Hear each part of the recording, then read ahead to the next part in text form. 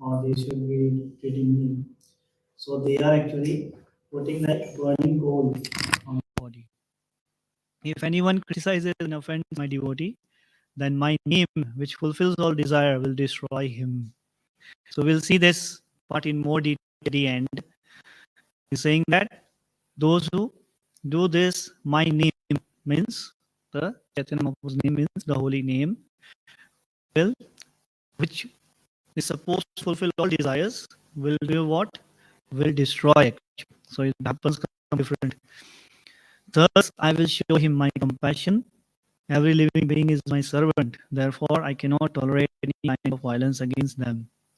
So, Chaitanya Mahaprabhu is saying that compassion to the dear devotees. He will show that and he will protect the devotees by what? I will destroy anyone by destroying those people who are offending the servants. So, Chaitanya Mahaprabhu is giving so severe directly instruction that my holy name that is supposed to do what? Fulfill all desires. In fact, what it will do? It will destroy. So it will do the what you say. It will do the complete opposite thing. Give up the offensive attitude and criticism of the Vaishnavas and chant the holy name of Lord Krishna. Anyone who does this, I will certainly grant liberation. As we all know, the holy name is to grant liberation if you chant the right. So Krishna Chaitanya Mahaprabhu is saying that if you do in the right mood, then it will do that. But if you don't, then what will happen? Complete opposite. It will in fact not liberate but destroy. So here Chaitanya Mahaprabhu is giving importance to the devotees, the follower. So Chaitanya Mahaprabhu also says that who is I don't like my servant much, but I like servant of the servant. I like them more. They are dear to me. So here we see how Chaitanya Mahaprabhu is giving an example for a very elevated devotee, like the topmost devotees.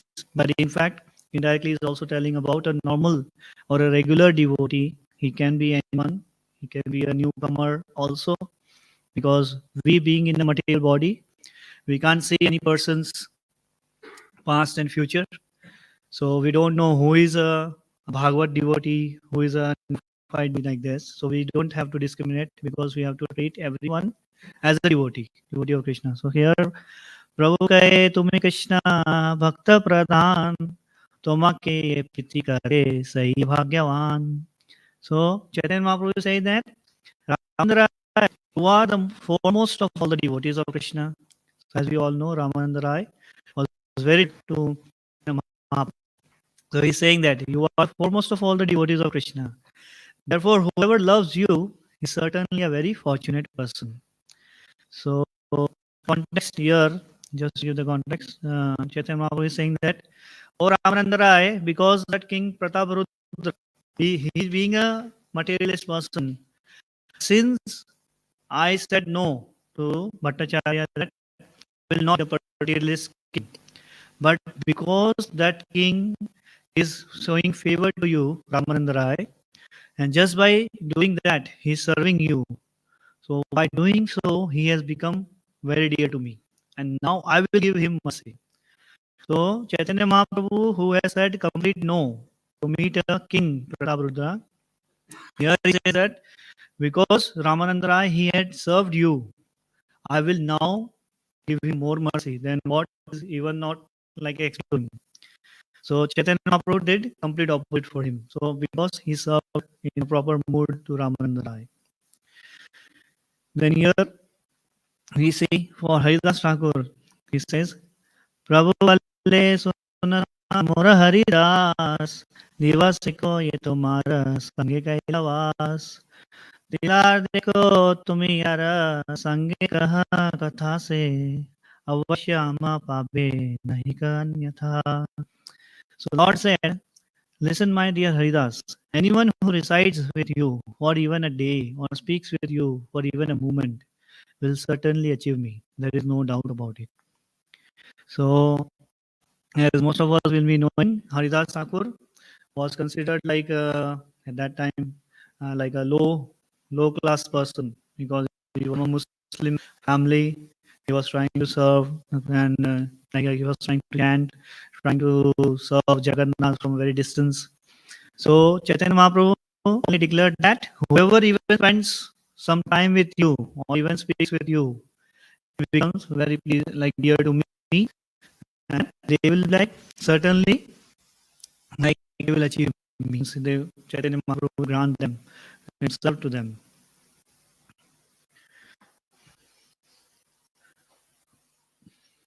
तुम्हारे कार्य श्रद्धा से करे हमारे निरंतर थाकी आमी तुम्हारा शरीर. So one who respects you respects me, for I constantly reside within your body. So this is the whole substance of the Bhagavad Gita as well, because Krishna, while giving the knowledge to Arjuna, he's saying, Riddhesh, hey Arjun, like means I am residing within the heart of every living entity. So whenever we are actually dealing with or speaking with any devotee, so the super soul, the Paramatma within the heart of that devotee is actually us.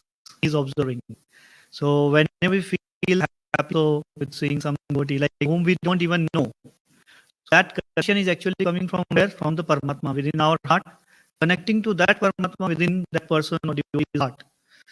So that connection actually tells us that we may be having some thinking inferior, superior, whatever, but when the connection happens between Paramatma to Paramatma, things go in a very high dimensions. So where we don't have any control.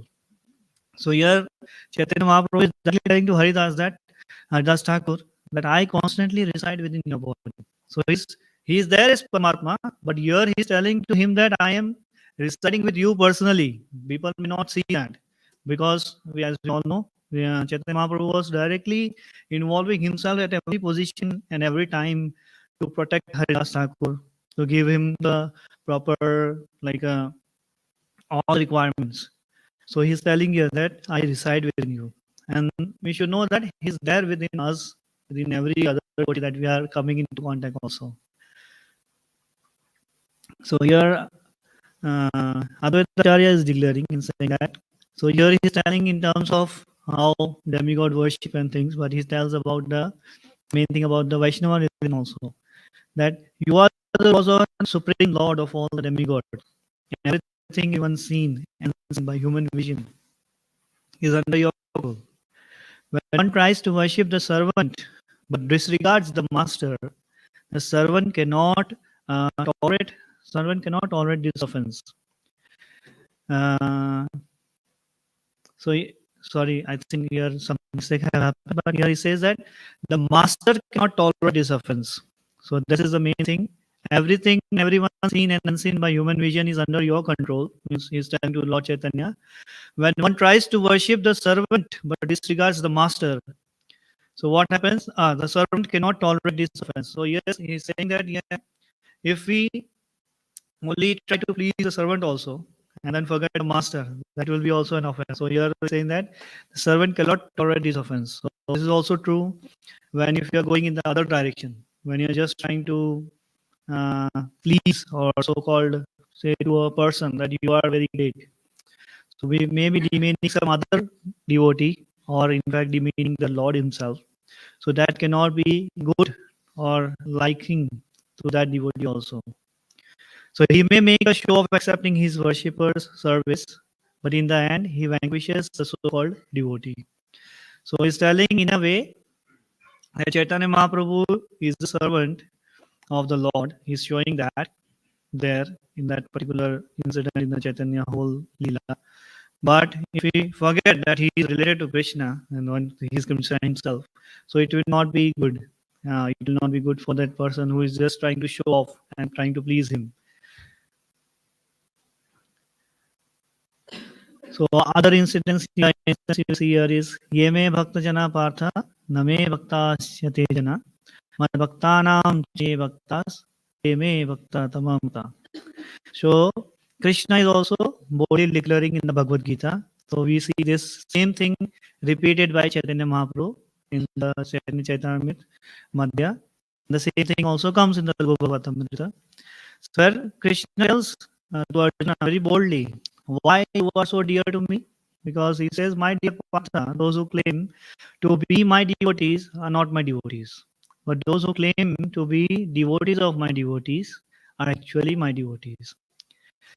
So Krishna is telling that who is so pleasing, why you are pleasing me, and who is so pleasing to me. So he's telling that who just directly try to come to me, or they just want to come to me, saying that oh, everyone gets side. I want directing to Krishna. So we cannot reach Krishna then. We may be physically able to get in front or do things, but Krishna is telling, no, they are not devotees. So they are not my devotees. Krishna is telling directly, only devotees of my devotees, those who are my devotees, they are my actual devotees. Then here, Lord Krishna is also answering to Uddhava's inquiry. We see this in Srimad Bhagavatam. Sadhana paricharya sarvangai abhivandanam madbhakta puja vyadika sarve bhuteshu manmati. So here the main thing is madbhakta puja vyadika.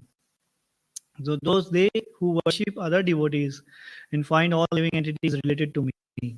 I is telling how we can relate to each and every devotee, like because it may be many times difficult between devotees to relate, like other devotees to relate with others, and we may think that why he's creating problems. So we can relate like this because this devotee is related to Krishna, and then if I serve him, I'm indirectly or even directly, I'm actually serving Krishna.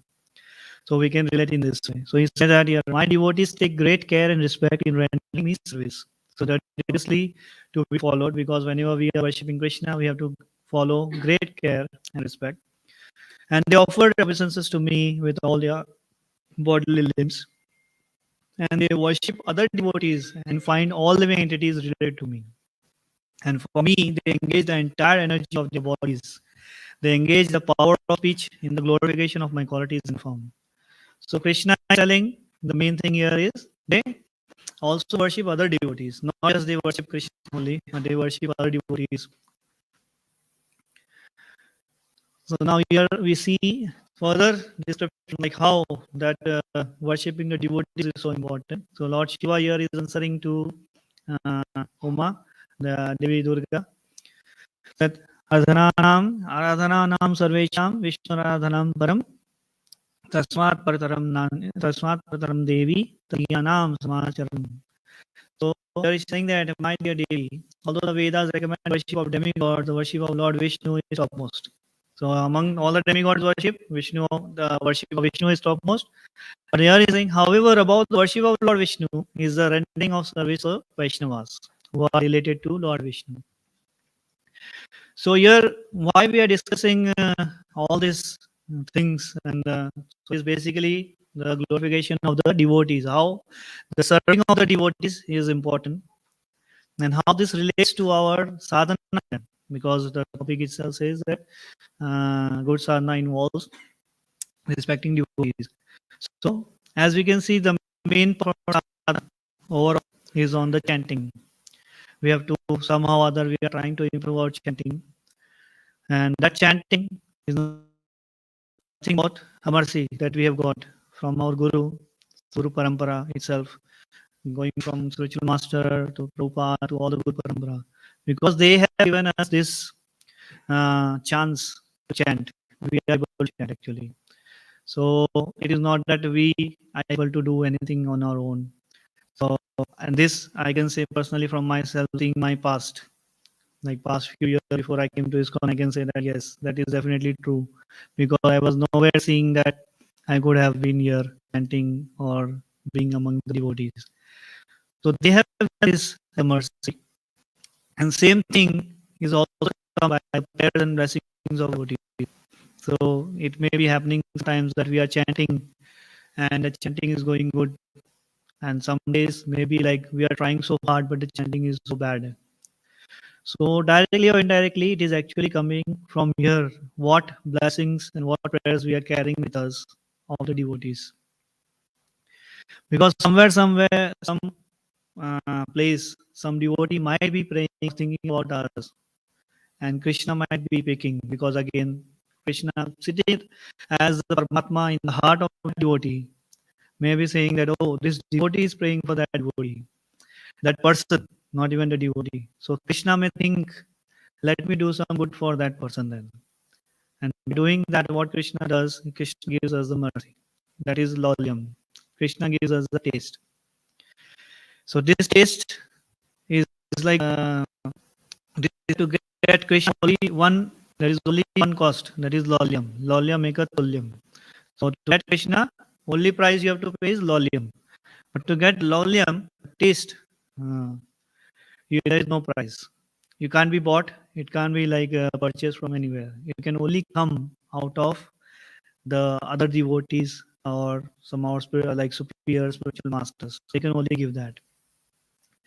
So when we see that we are serving or we are trying to serve and we are in a way trying to please some devotees, be it any devotee or be it any very superior senior devotees, when they are pleased, so Krishna from their heart as Paramatma automatically gives the signal here to us, like to our heart then as a Paramatma, that yes, we are doing something good. And sometimes if we are not doing that right thing, we don't even have to ask anybody that whether I am doing it or not. We automatically start feeling jittery. And that is the indication from the Paramatma within our heart. Whenever we are feeling jittery means we are doing something wrong. We don't even have to ask any devotee or someone doesn't have to come up and say to us that you are doing something wrong. So that jitteriness is what the indication from the Paramatma.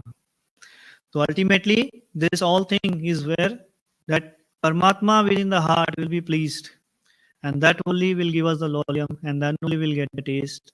And when we get the taste, then only we'll continue the chanting and other things. So this is how the sadhana is related with other devotees, wherever we are. So it can be any devotee, any new devotee, or again the senior devotees. So that's why we have to be very careful when we are dealing with any other devotees, what we are saying, doing, because again, when we are saying, doing things, we may be in our own consciousness. And our consciousness may be very different from other devotees' consciousness. So definitely there is a high possibility that there will be a mismatch and things may be not going in the way it is supposed to be. So for doing that, what we can do is we can learn from the things that had already happened. That is why we have the Puranas, that is especially the Srimad Bhagavatam. Srimad Bhagavatam is basically nothing but the one of the itihasas. The itihasas means the histories. So they are there for just to give us a case study.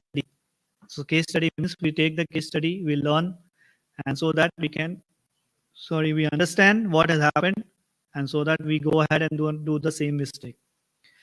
So here we can see that there are some of the references I have taken here that are directly relating to this topic, how things have happened and how they have turned very drastically, completely changing that person or devotee's whole consciousness or spiritual life. So first one we see here is Ramchandra Khan. So Ramchandra Khan was very jealous of Haridas Thakur initially, and then he desperately tried to defame him, like saying that, oh, Haridas Thakur is doing this thing and that thing. He's not supposed to do this, not supposed to do that. He's doing out of his own bounds. So yeah, it is not uncommon for a person's material wealth and fortune to be destroyed if he offends a great personality. So why? Because we can see as this thing was going on, Ramchandra, after a few days, few instances, Ramchandra Khan's whole village and his own, he was a very pious, like opulent person having lot of material belongings. Whole village and his family was like looted after this. So here, the instance in the Chaitanya Charitamrita is telling what? That the person's material belongings will be also taken away and his spiritual belongings are definitely gone, because that cannot be like measured. So it's not shared here, but that will be gone and his material belongings will also be gone. If we are criticizing, by criticizing another person, we take on some of his bad karma and give him some of our good karma also. So just by criticizing, like no, we don't even have to be on face to face with him. We may be discussing with some devotee, someone. So indirectly or directly, what we are doing is we are taking his bad karma to us and giving our good karma. So Mahatma Prabhu, I like referred to his. So he's saying that this is the best way and short way to doom yourself. If you want to try, you can try. So he says that just by criticizing, you can. So that's why he says that Srila Bhakti Siddhanta Saraswati Thakur even said, uh, forget about criticizing. Don't even talk about anything wrong. Even that devotee has done wrong, you don't need necessarily have to talk about it, because by doing so, what you are doing is you are bringing in his bad karma to you indirectly and giving your good karma to him. So now the big question comes: what to do? The management, who people who are in the management, they have to do it. So he said that yes, it has to be done, and it has to be done very carefully. So that's the only way, because it's a very risky business, and someone has to take charge and make things and fix things. So that's a very risky business. But again, then Paramatma comes into the picture. So Paramatma, Krishna can do anything, obviously. So Paramatma, the Krishna, will take care of that if we are right in our motive. That's the only thing. So there is no right and wrong here, do or not do, because Bhakti Saraswati said very clearly, no, don't do it completely. But he also stressed on management has to be very strong. And Prabhupada said very clearly, management means you have to be very firm, you have to be heavy. So that's why it has to be done in a very balanced and very careful way. Second one we see here about Daksha Prajapati. Now here, this thing is very typical. Daksha Prajapati did a very big offense to Lord Shiva. He criticized him. Oh, what is this? He's come here and he's like a wearing such a dress, and he doesn't even know how to come trading. So he did all the things. So what he here is he understood his mistake, because everybody said now you have no option, because Lord Shiva will destroy the whole world because you killed Uma Devi. He will destroy. So you have no option but to go to his shelter. So he said like, okay, now I have no option. So means what? I will go and beg forgiveness. So here we said this person, Daksha Prajapati, he understood mistake, and he everybody told, he took the advice also, and he went and asked forgiveness also. But still the problem was there. Why? Because we see in the next life, he again offended a devotee, and then Narad Muni. So there the understanding is why. So here we understand the sadhana is so fragile that it can be destroyed by some afterwards also. So here it is understood that devotee said that because the Prajapati didn't took real shelter, complete shelter of Lord Shiva. He did ask for forgiveness, but it was not his wholehearted like repentance. He was just asking forgiveness. Okay, I have no option. I will ask forgiveness. So that anartha was still there in his heart. He went on to his next life also. So maybe thinking that, oh, I'm selling myself. I may be offending a devotee. It's okay. Next year everything will be normal and all. Or maybe this everything will be not. No. So we can understand from this instance that that anartha still remains with us and goes with us in the next life also, and it will create another havoc again. So we may be thinking everything is going well because Daksha Prajapati thought, now I have asked forgiveness, everything is okay. His that life was okay. He will again become Daksha Prajapati. He was ruling the world, the whole thing. But we see that in his next life, the same thing again came out, and then he again offended another devotee. So we should never think that I have asked forgiveness. Now I will just ask forgiveness for namesake, and all the anarthas will be gone. So it cannot go like that. Now, third one, this is the one about Garuda Dev. So, as we know, Garuda Dev, because a bad boy, he used to go to the rivers and all and take fishes and all. And Shobari Muni, who was a very great ascetic, very topmost level, he was such a great ascetic that he could even do his meditation in the water for thousands of years, and he was doing that actually. So while doing so, he developed attachment to the fishes also. He thought these are my people, like my neighbors and all. They are my dependents. So one day, so happened, that Garuda Dev came and he took some fishes to eat for himself, his prasad. So the fishes came and complained to Sabari Muni that, oh, see, this is happening. And Sabari Muni immediately became, so he was attached to them, became angry, and he cursed Garuda Dev. So we can see here that no matter how, whatever level we may reach, if we are not careful, so because he cursed Garuda Dev, and Garuda Dev is a like a river devotee of the Lord. Garuda Dev didn't say anything, but the Lord took as a personal offense to him because he cursed my devotee, so it's an offense to me. So Lord made such an arrangement that we know Sobari Muni, such a great ascetic, he fell down just by seeing like two fishes meeting together. So that can also happen. Like a very meager thing. This was so small, simple thing. He had seen the whole world, literally everything, and then we can imagine that this simple thing made his downfall. So again, the same thing that our sadhana, no matter how many years or whatever, like full engagement we are doing, maybe whole day, even we are maybe chanting, it doesn't matter if we are offending a devotee. So our sadhana will be gone in no time. So that can happen. And the final one we can see here is about Gajendra. So Gajendra, so Gajendra, as we all know, he became the topmost devotee of the Lord. So Krishna says in the Airavats, in all the elephants, I am Gajendra, topmost thing.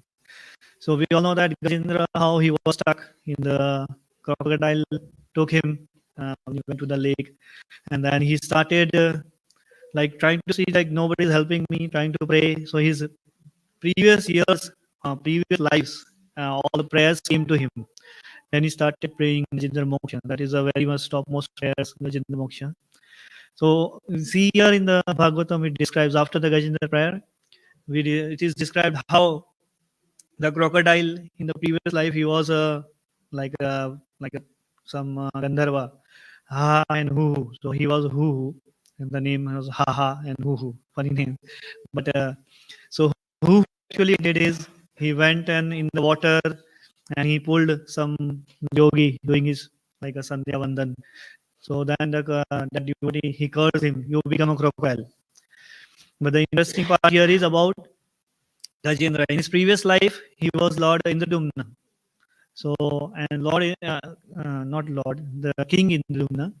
So King Indradumna, he was a very pious, very nice king, and he was ruling the Tamil kingdom. And in his kingdom, once he was done with his duties, he said that now I want to retire. So he wanted to retire. Then he went to a secluded place. He went to like a hilly region. He made a small hut there, and he was doing his whole sadhana there alone. He was doing his sadhana very perfectly.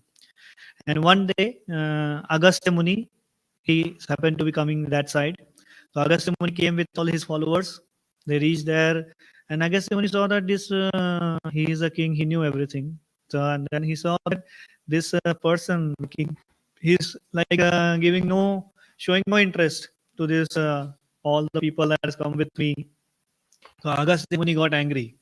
So devotees also do get angry sometimes, but so he cursed him that you become an elephant because you are sitting like an elephant, like a dumb person, like not knowing what to do, what is happening around, and you are just busy in your sadhana. So he then cursed him. So from this we understand that yes, if we are just busy with our sadhana and we are neglecting the devotees, then again it is a risk, it is a problem, because Krishna says, Prabhupada explained this very clearly that even if a devotee is doing chamar to the Lord and someone comes as a guest, so the devotee, if he is alone, he should leave the chamar and run and get the devotee or that person who is coming, the visitor, and like serve them. So here it is very severe because there is another big devotee has come and this person is busy in his sadhana. So it is also considered that if we are doing our sadhana, that is okay. But if there is some other devotee who needs us, Definitely, if he needs us, then definitely we have to leave our sadhana also sometime and look to that devotee. So that is the main thing here. So not the sadhana only is important, but the devotee again, because if we please the devotee, Paramatma will be pleased, Krishna will be pleased, and that will be even much more beneficial than the just doing the sadhana. So coming to the thing, so what can be a remedy? What can be done for this thing? So it's a simple thing, just like we do regular checkups. We go to a doctor, we go to a dentist for checkups. We should always do a regular checkup of ourselves. Is there any devotee or group of devotees that I tend to offend? We can ask this. This is the only thing we can do ourselves. Nobody else can do, because everyone will say definitely, but we have to take that. But we can do ourselves. And one may be thinking like, no, I have stopped offending devotees, so I don't do that anymore. So it can be good, but anytime it can come back. Like no matter whatever position we have reached, it can come back and it can create a problem. So like as I said in the start, that same holy name that we are chanting to get ourselves purified. And if we are doing offenses and still continuing, so we may be thinking that, oh, now I am chanting Hare Krishna and everything is continuing. So that may be okay. Krishna says that may go on for some time, but at some point, that whole same chanting of Hare Krishna will destroy you. That can happen. So what we can do is we should not neglect the regular checks, and we should do our regular latest introspection. We should do, and definitely devotees are merciful. They may be saying things, giving us feedback, so that we should take as very cautiously. So there is a very nice Vaishnava bhajan that says, "Kabe Shri Chaitanya More karibena daya, kabe ami paibo Shri Vaishnava padachaya." So he says that Kabe Shri Chaitanya More karibena daya means when that day will come, when that time will come, when Chaitanya Mahaprabhu will give me blessing. What blessing? That I may get the blessing or the shelter of the devotees. So that the praying is also praying that not mercy of Chaitanya or I achieve Krishna. He's saying praying Krishna that I get blessings or devotees. Rather other way around. We always pray to devotees, give me Krishna.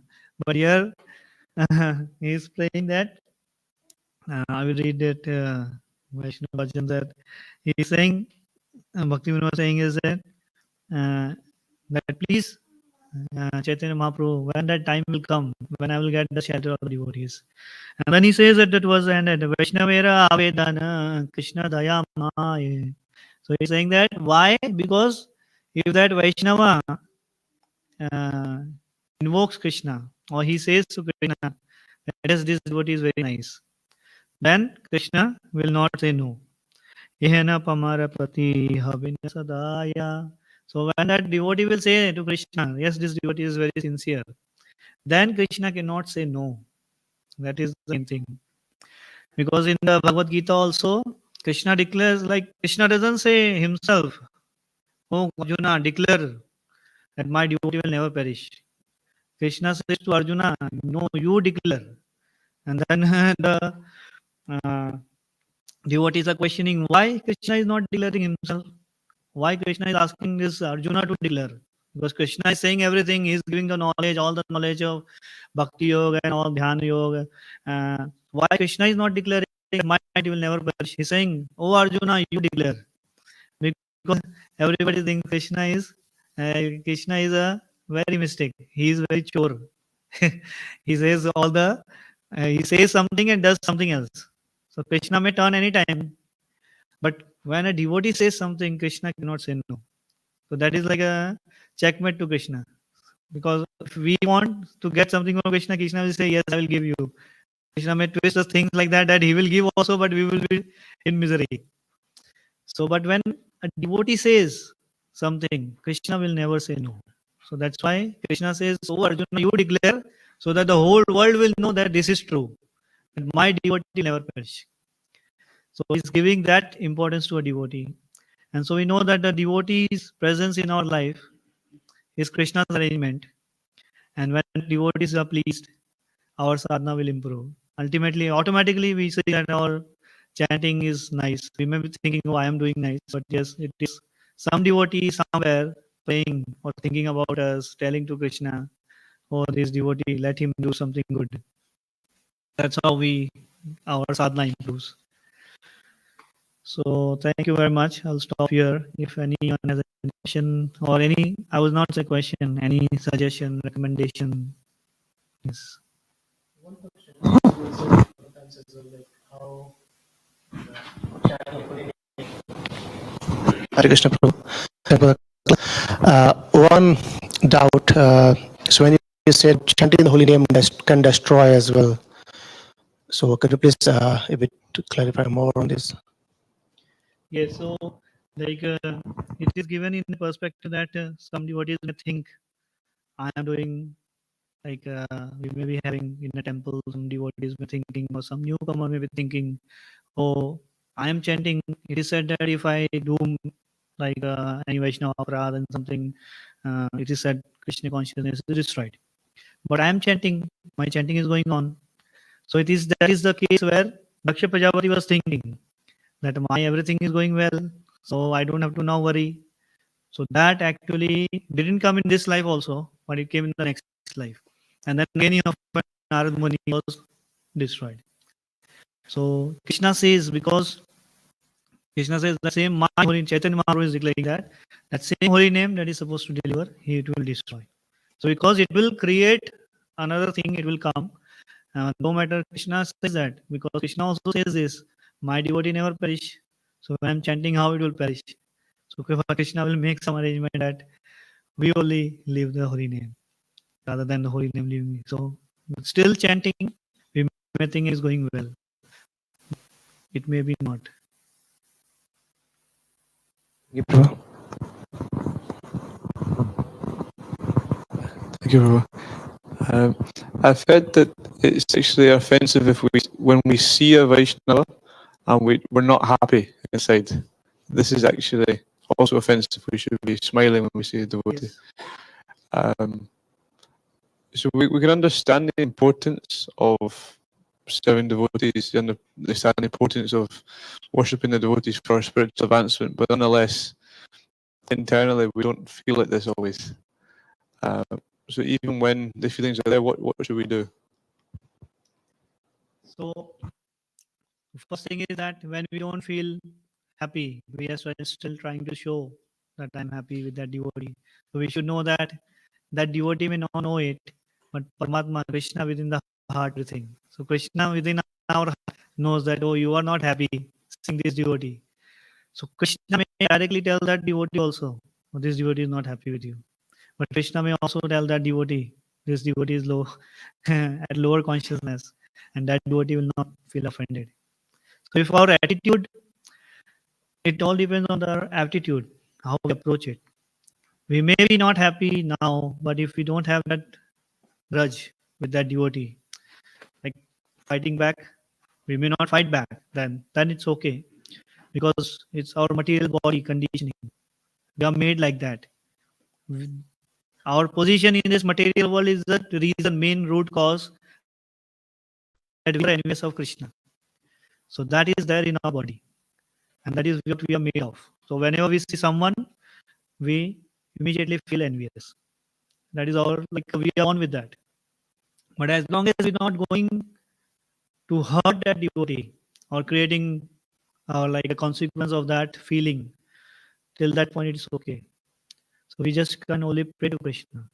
Krishna, this is your devotee and I'm feeling like this. Why? What can I do? And Krishna within our heart will be guiding them. So we should not go to the other hand that, oh, I don't like this devotee. I will do this thing to him so he doesn't come here. That is, but if you are just feeling, then it is not your fault entirely. Krishna knows that. So Krishna will take that, okay, you are feeling like this, you can do this. Krishna will give the guidance internally. Riddeshi Arjun Tishtati. So Krishna says that he is actually seeing, and we are feeling whatever. We may not even tell that devotee something, but we are feeling. But that devotee may know automatically. That can also happen because Paramatma is there, and Paramatma knows everything. Paramatma will also know that whether you want to improve on that or whether you want to create a big problem out of that. And according to that, Krishna will make arrangement. Krishna will do both things. So yes, it's okay to feel envious of everybody because we are in this body and we are made of that. But until unless we are ready to improve and change, one thing, best thing is Bhaktivedanta Saraswati Thakur said is you glorify the devotee, but it should be done in a proper way, not just as a boasting. Genuinely, if we say good about any other devotee, even some devotee who we are envious of, we talk about his good qualities, and then we see that our that enviousness goes down.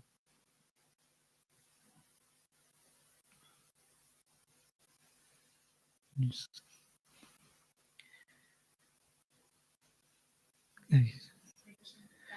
Yes. Thank you for the class, Prabhu.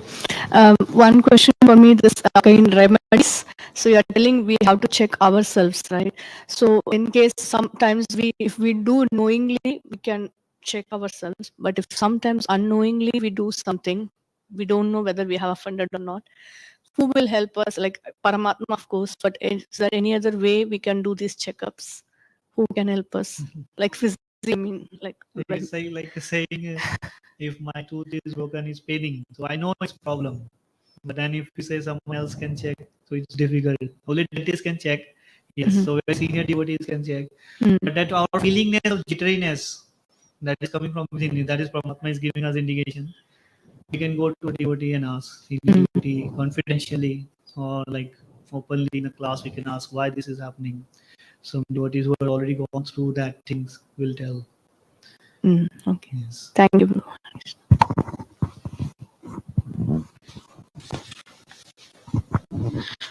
In the similar line of what Mataji was asking, I just wanted if something has happened because of misunderstanding between the devotees, then how to clarify that misunderstanding? We know that it is happened because of misunderstanding only. Yes, the best way is to confront in a very positive way, in personal way, and ask, "Have I offended you? Did you feel bad?" And if the devotee is a proper, mature devotee, he will say, "It's okay. It was wrong, but it's okay." And he immediately forgives also, or he will say, "Yes, it was wrong. It was not right." And we know then, yes, it was wrong. Then we can say, "I'm sorry, and it was my mistake." So it's like a precaution is best. We don't do it, but if it happens, then it's best we go and tell the devotee directly. Because again, same thing, he may or may not forgive, but then Krishna will be pleased and he will feel very relieved. We have seen that we go and tell someone that we feel very relieved. Thank you, Prashant.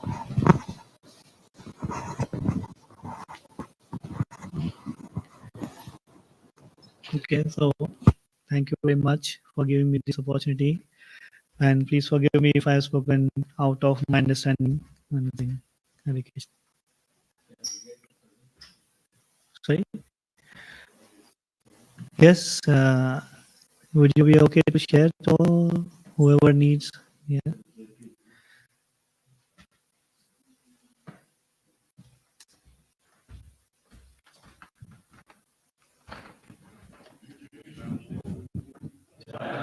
Shiva Prabhupada ki jai.